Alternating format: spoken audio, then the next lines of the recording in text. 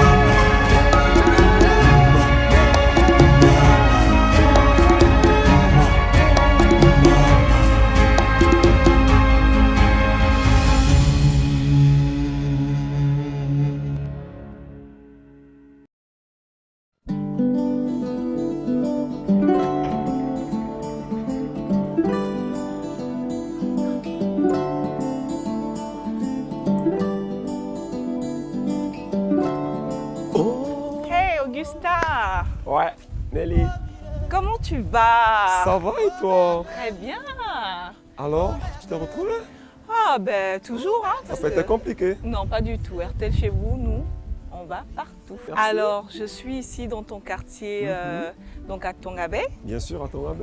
Tu me fais visiter ton espace de travail Ok, chez pas toi? de souci. D'accord, je te On suis. va avancer. Bon, Nelly, bienvenue chez moi. Je te Merci. présente mes amis d'enfance. Bonjour David. Alex Alex, enchanté. et mon oncle Urgence. Bonjour. Là, c'est mon salon, naturellement. Ouais.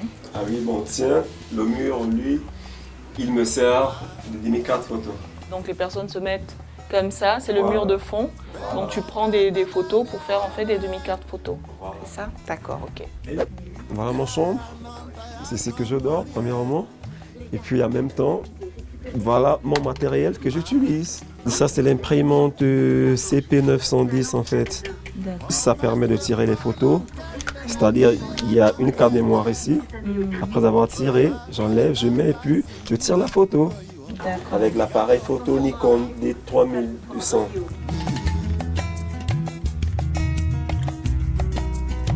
Kwale andeze panga. J'étais en 5e, je menais une vie normale. Je menais vraiment une vie normale comme tout le monde, comme tout enfant de mon âge.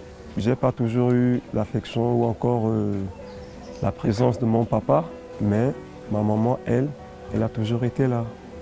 Elle m'a toujours dit, tu sais mon fils, si demain ou après-demain je venais à partir, je voudrais que tu restes comme tel en fait. Ma mère me l'a toujours dit. Mais pour moi, c'était que des mots en l'air comme ça, en fait. Je ne croyais pas. Je croyais pas. En 2004, le 1er septembre, ma mère m'a quitté. Je posais toujours la même question à ma grand-mère. Attends, mamie, dis-moi, est-ce que c'est vrai que maman est partie? Elle m'a toujours dit oui, ta mère est partie. C'est vraiment à partir de là que je me suis rendu compte. Je me suis dit, ah, donc finalement, ma mère est morte, en fait. Je suis devenu orphelin.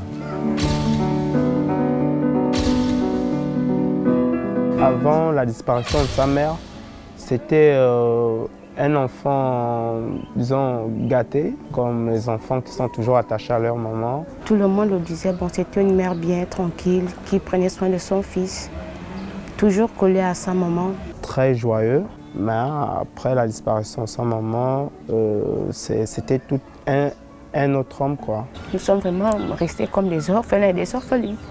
Donc, on a grandi presque ensemble.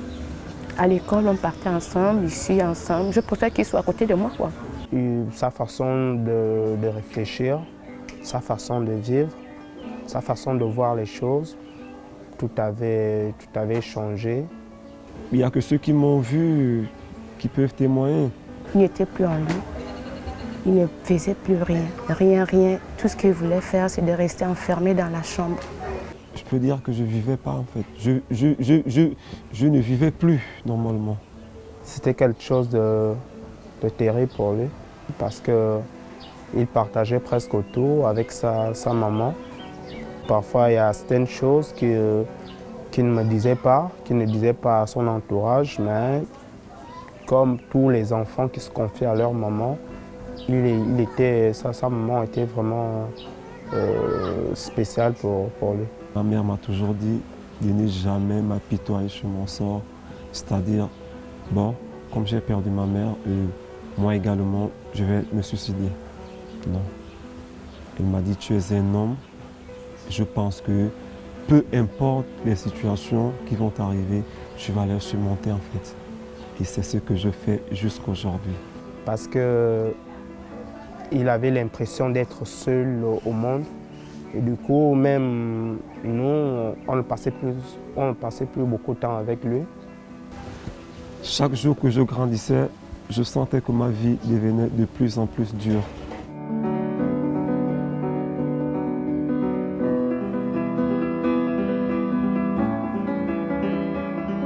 Et je suis avec ma petite amie depuis plus près de 3 ans déjà, bientôt 3 ans qu'on est ensemble.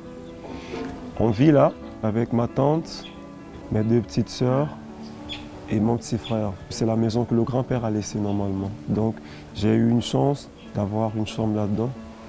C'est dur, mais on essaye de supporter, quoi.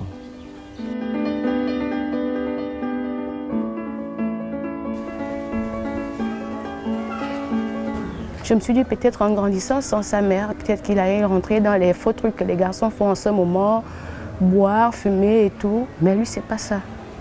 Sa chose, c'est qu'il reste dans la maison. S'il a à manger, il mange. S'il n'y a pas, il reste tranquille. Il ne vole pas, il ne fume pas, il ne boit pas. Il m'a toujours dit, tu peux tout faire, mais ne dépasse jamais les limites. Les limites, c'est quoi? Ne jamais voler. Ne jamais manquer de air à une grande personne. Non, ne jamais insulter. En fait, ça, c'est même les notions de base que ma mère m'a mises, que ma mère m'a données. Et c'est avec ces notions que j'ai grandi de 2004 jusqu'à aujourd'hui. Le plus beau combat, c'est de persévérer.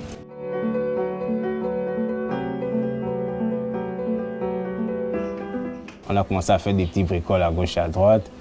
C'est comme ça que notre amitié s'est plus ou moins ficelée. Il a fallu que je commence ce que je ne connaissais pas d'ailleurs, faire des bricoles. En disant que c'était du bénévolat, on débroussait le quartier, voilà, on essayait de l'assainir un peu. Voilà. Donc on faisait du porte en porte, cherchait des mains. Je me suis lancé comme ça à la recherche de ma vie.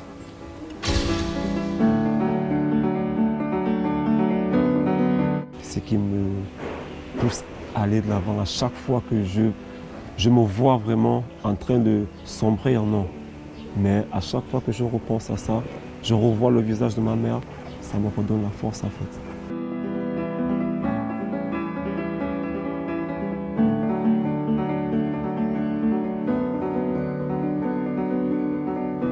Augustin, c'est un garçon très sensible. Et j'ai vu quelqu'un qui m'a ouvert en fait son cœur. C'est un combattant. Il fait tout pour atteindre son objectif. C'est un gars qui n'est pas complexé. Il est humaniste. Il sait s'imprégner des réalités. C'est un enfant curieux. Mon souhait, c'est de faire asseoir mon studio photo un jour pour que je puisse en fait survenir aux besoins de ma petite famille. Je souhaite Beaucoup de bonheur pour Augustin, qui prospère dans ce qu'il a commencé, bien sûr. Que l'enfant parvienne à atteindre ses objectifs. Que son activité prospère, c'est dans quoi il est en train de s'aventurer.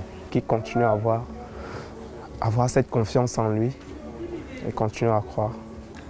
Quand on connaît l'histoire d'Augustin et de voir un jeune qui a vécu et qui a traversé toutes ces difficultés dans la vie, continuer à s'accrocher à la vie, continuer à espérer, continuer à saisir la moindre parcelle d'espoir et continuer à avancer, c'est juste impressionnant de voir encore des jeunes gens comme Augustin.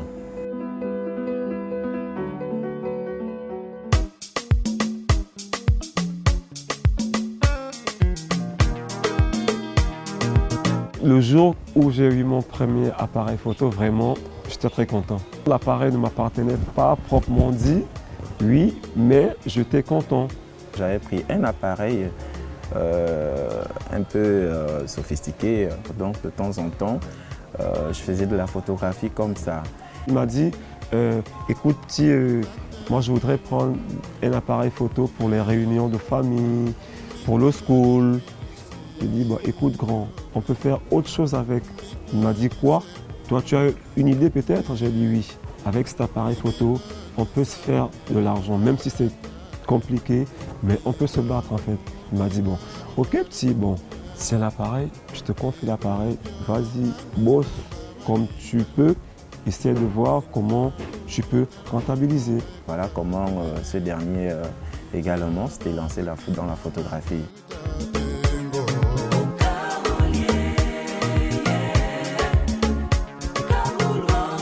Passion, j'aime l'image. Même avec les téléphones, j'ai toujours aimé filmer en fait. Il aime très bien ce qu'il fait parce que s'il n'aimait pas, il allait déjà laisser. Quand j'ai un appareil dans mes mains, je me sens vraiment à l'aise.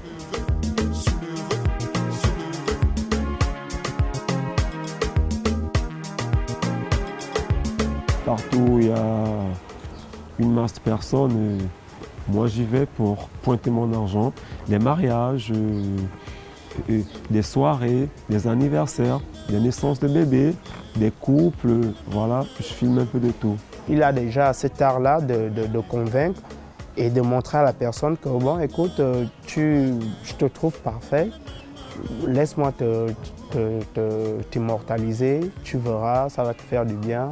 Et du coup, comme il sait bien s'y prendre, et lorsque effectivement il sort cette photo, la personne, même si la personne ne voulait pas acheter, elle est obligée de prendre.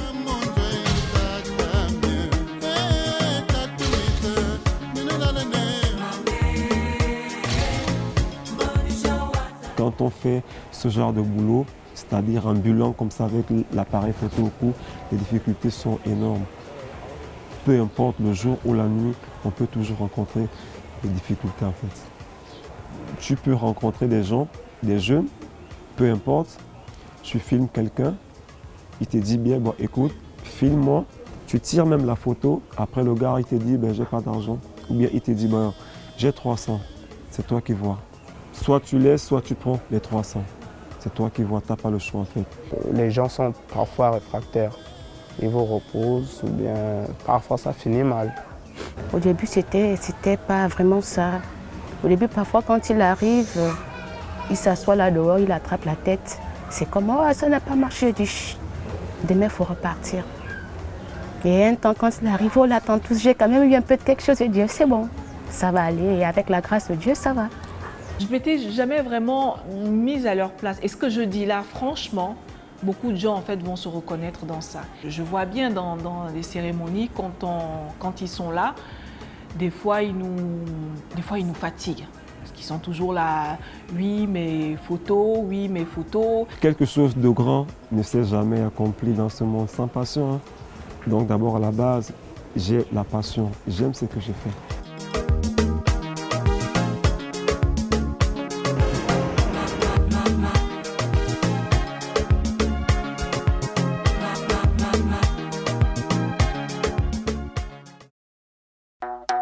Nous sommes allés à la recherche de solutions et bien sûr, nous nous sommes dirigés vers des photographes professionnels gabonais. Et c'est là que nous avons fait la rencontre de Monsieur Zima. Bonjour, monsieur Zima. Bonjour, comment allez-vous? Très bien, et vous? Ça va tout doucement. Merci de me recevoir chez vous. C'est moi qui suis enchanté. Je vous suis. Ok, parfait. I'm a Naija photogenic, you are photogenic. African baby photogenic, you are photogenic. The way you smile, they do me something. I no deny the way you making young. Ça va faire très longtemps que je suis dans le secteur de la photographie, mais de manière professionnelle, pas très longtemps. En fait, je faisais de la photo un peu comme tout le monde. J'avais mon appareil. Et il m'arrivait des fois de me déplacer, de faire des photos à gauche, à droite. Mais de manière professionnelle, ça va faire maintenant 4 ans.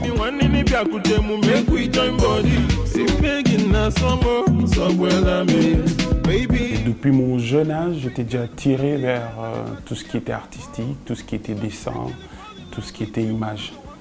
Et la photo, je pense que c'était un petit don qui était en moi depuis très longtemps.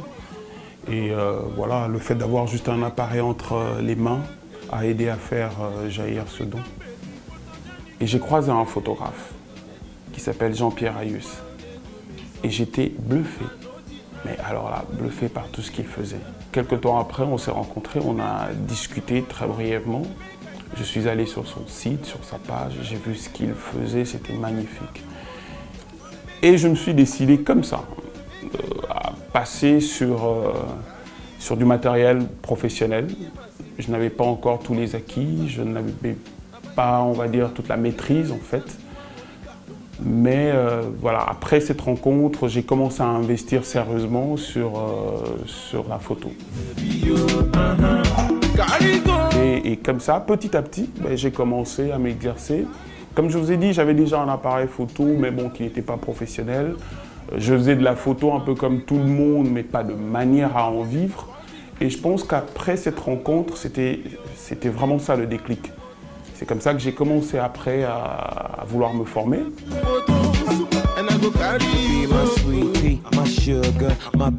Quand je me suis décidé, je ressentais ce besoin-là d'apprendre. Et donc depuis près de 4 ans, tous les ans, je me déplace, je cherche des formations un peu partout dans le monde. Et Dieu merci, j'en ai rencontré. J'ai rencontré des très grands photographes, des célèbres photographes qui m'ont beaucoup aidé à évoluer très très vite. Ce que j'aime dans ce que je fais, c'est capturer les instants de vie. Voilà, capturer les émotions. Et je pense que c'est ce qui m'a beaucoup motivé au début, d'ailleurs même.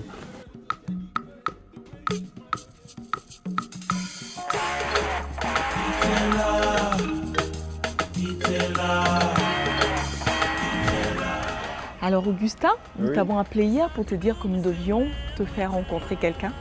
Quand on a dit à Augustin qu'Hertel chez vous l'emmenait quelque part, il nous a suivis, il disait mais emmène-nous, d'accord, toujours tout dans la timidité. Et quand je lui ai dit qu'il allait rencontrer un photographe professionnel qui aujourd'hui, grâce à la photographie, grâce à son métier, avait serré la main de Bill Gates, tout de suite en fait, il était impatient. Et c'est quand Nelly a eu à me dire, bon écoute Augustin, je te présente Monsieur Zima, le professionnel de la photographie et tout. Franchement, ce que j'ai ressenti là tout de suite, quoi, c'était fort. Suite à ça, on a eu à faire l'entretien avec Monsieur Zima. Vraiment, j'étais très content de savoir que moi, qui hier, je peux dire j'étais rien, aujourd'hui, je suis en entretien avec un professionnel de la photographie. Vraiment, j'étais beaucoup touché. Depuis quelques années, la photographie est en train de prendre beaucoup de place dans ma vie. Et donc, depuis un moment, je ne vis que de ça. Je suis photographe de mariage, photographe, je couvre des événements, photographe événementiel, photographe de portraits, parce que j'aime beaucoup plus des portraits. L'objectif, quand tu t'apprêtes à prendre une photo, voilà, ça c'est l'ouverture. Et là, tu es ouvert à 5. À 5. Le F que tu vois là. F5. Hein. F5. Au sorti même de cet entretien, Du coup, j'ai ressenti quelque chose en moi. Je me suis dit, mais bon, vu que je suis déjà arrivé peut-être à ce niveau, quelque chose peut changer dans ma vie. Quand ma copine était enceinte, bon, c'est vrai que je voyais, je me disais, ah, dans bientôt je serai papa. Ah, puis voilà, j'avance. Jusque-là, il ne s'en sortait pas. Je me disais que tout était fini, quoi. Et déjà, je voyais un jeune rempli de responsabilités. Parce que pendant qu'on faisait les interviews, voilà, il allait souvent voir comment elle allait, il savait qu'elle était à terme, il l'accompagnait lors de ses visites. Mais voilà, aujourd'hui que ça s'est concrétisé, je vois l'enfant qui est là. Aujourd'hui, en fait, je ne sais pas comment l'expliquer, mais je ressens quelque chose en moi qui a changé en fait. C'est la vie, la vie, la vie, oh, la vie. De ce que j'ai vu, Augustin est un bon papa. Il est attentionné, il veille sur son enfant, il veille sur sa femme, sinon sur sa petite famille. Et ça, on ne peut le lui en vouloir. Ça, il le faut vraiment. C'est la moindre des choses. Cet enfant est arrivé comme une étoile filante, quoi, comme un messie. Parce qu'aujourd'hui, quand je vois ma fille qui est allongée, qui dort, je n'en reviens pas en fait. Déjà, l'arrivée de cet enfant apportait d'abord beaucoup la joie dans le cœur d'Augustin. J'ai eu à dire dans ma vie, je ne sais pas si j'aurai d'enfants, si je vais me marier, et ainsi de suite. Vu la façon dont tu mènes ta vie, la façon dont tu vis, les réalités, tu ne peux même pas t'imaginer avoir un enfant. Mais c'est dans cette difficulté-là que j'ai conçu mon enfant en fait. Je pense en fait que le fait d'être papa, c'est juste venu confirmer ce qu'il a à l'intérieur de lui. C'est quelqu'un de responsable.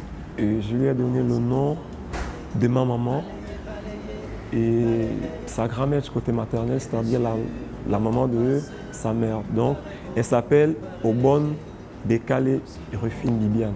Allez changer, c'est la vie, la vie, la vie, oh. Je trouve que c'est une bonne chose parce que pour lui, ça lui donne de l'affection d'avoir sa mère auprès de lui.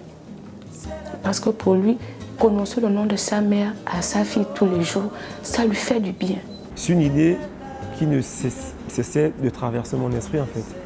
Je sens que j'étais obligé de le faire en fait. Je devais le faire. Je ne sais pas pourquoi, mais je sais au fond de moi que je devais le faire. Il avait besoin de prononcer le nom de sa mère qu'il ne prononçait plus depuis très longtemps. Je sais au fond de moi que je devais le faire. Oui. Et mon enfant, le nom de mon enfant existait, je pense, à 2 mois. Quand ma copine était enceinte de 2 mois, j'avais déjà le nom de mon enfant sur un bout de papier. Avant qu'elle ne vienne au monde, Augustin m'apportait déjà des nouvelles géniales, plus encore quand elle a vu le jour. Et un grand merci à elle. Du mystère de la magie, je me sens prêt, ça me va.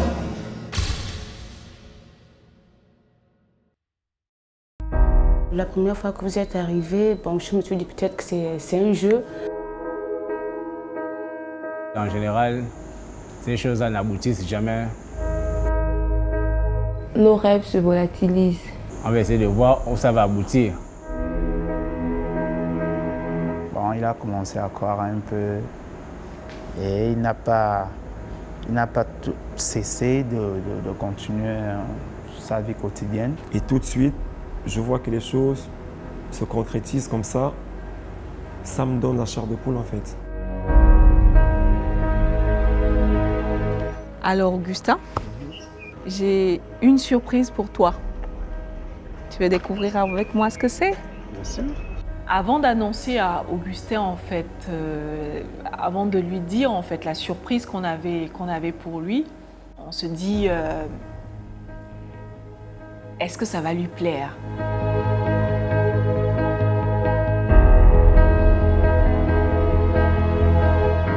J'étais anxieuse.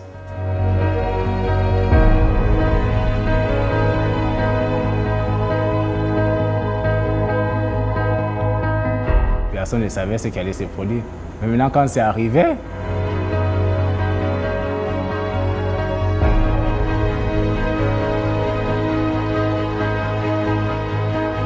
Nelly nous montre, ou encore me dévoile les surprises. J'ai le plaisir, en tout cas, de venir par la voie d'RTL t'offrir ce matériel. Quand il a vu, en fait, tous ces cadeaux-là, c'est comme si, en fait, il est rentré à l'intérieur de lui-même. Je crois qu'il ne réalisait pas. Je ne m'y attendais pas à ça. Je me disais, mais attends, ils ont réalisé ce qu'ils m'avaient promis apparemment.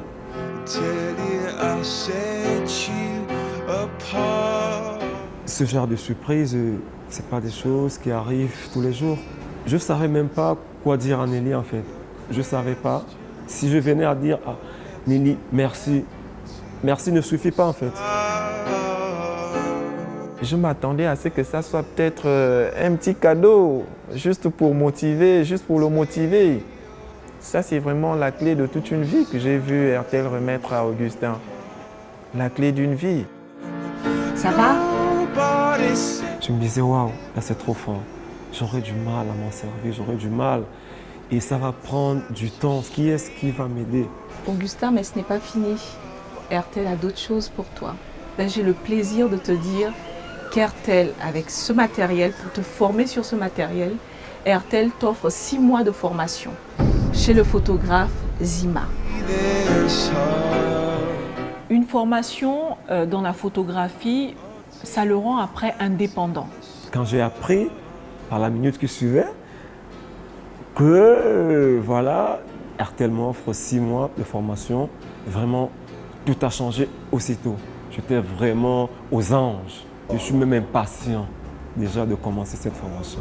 Il m'a demandé, oui, mais Madame Nelly, est-ce que vous pensez que même avant de le rencontrer, il pourrait me prendre en formation? Alors moi, j'ai fait celle qui n'a rien entendu. Je dis, mais tu lui demanderas, hein, voilà, il n'y a pas de problème, il mange personne, tu pourras le lui demander. On a une petite cerise sur le gâteau. Donc, voilà le message, je te laisse en fait découvrir. Bonjour Augustin, je pense que tu dois être avec Nelly en ce moment. Et tu viens de recevoir le beau cadeau qu'RTL a bien voulu te faire. Eh bien, je voulais aussi apporter ma pierre à ce projet. Et donc, je te propose de te garder une fois que cette formation sera terminée avec moi, afin que tu puisses travailler avec moi. Parce que c'est vrai que 6 mois, c'est long pour une formation. Mais après, je me dis que ce serait quand même bien que tu puisses rester aux côtés d'une personne qui a déjà une certaine expérience. Et donc, si tu es d'accord, moi, je propose que tu puisses rester avec moi pendant toute cette période.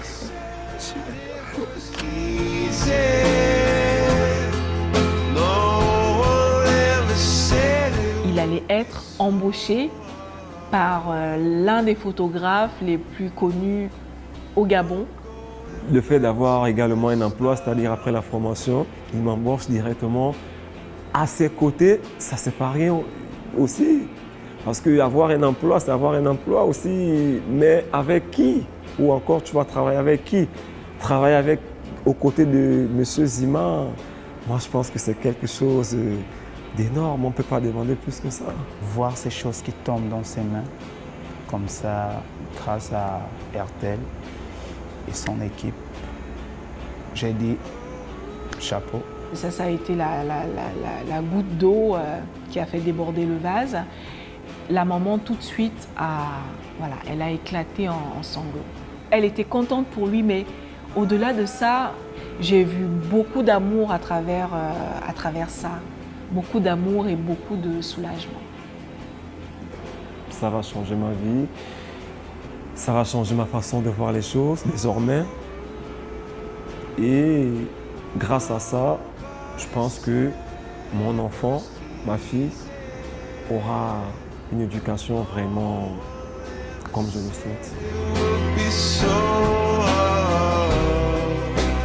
Pour certaines personnes, ce n'était pas grand-chose, mais pour Augustin, c'est sa vie qui était en train de prendre une autre tournure. Rien de plus émouvant que de voir son rejeton réaliser des prouesses, des merveilles. Je pleurais, mais pas de peine, mais de joie parce que je ne m'y attendais pas. Je me disais en tête, bon, je peux rien dire, peut-être que ce sont des choses qu'on est venu juste montrer comme ça. Mais lorsque vous m'aviez dit non, toutes ces choses-là, c'est à Augustin, je pense que j'ai crié de joie. Je m'effondrais en larmes comme l'a fait sa petite amie. En même temps, j'étais en train de lui dire, voilà ce qu'RTL chez vous t'offre, voilà. En même temps, moi-même, j'étais en train de me dire, mais Nelly, c'est un vrai nouveau départ pour lui. Une nouvelle vie pour nous, pour notre enfant. Jamais de toute ma vie, une personne ne m'a fait confiance. Ça m'a donné la chair de poule.